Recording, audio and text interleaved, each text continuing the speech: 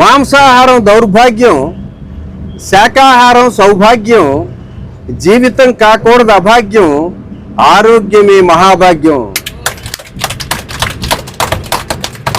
జీవులను చెయ్యకూడదు వధ, అనుభవిస్తావు ఎంతగానో వ్యధ.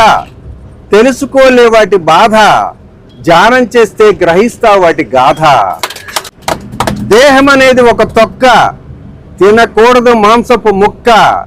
శ్వాస మీద ధ్యాసయే మనకు లెక్క, ఇది శక్తిని ప్రసాదించే కల్ప వృక్షపు మొక్క. మాంసాహారం తింటే చిల్లుకుండ, శాకాహారం తింటే నిండుకుండ, ధ్యానం చేస్తే బంగారు కొండ. అందుకే మనశ్శాంతిని కోరే మానవులారా, మహాకరుణతో మరొక్కసారి ఆలోచించుదాం.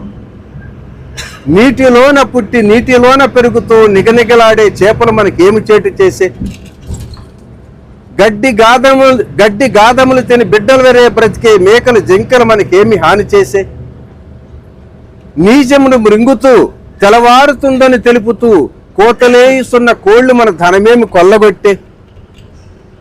అడవిలో పుట్టి అడవిలో పెరుగుతూ మేకల జింకలు ఆకులు తినుసు అవలీలుగా కొండలెక్కుచుండా, మేక జింక కుత్తుకులు కోసి మాంసము వండి తిని మనుజుడు మంచమెక్కు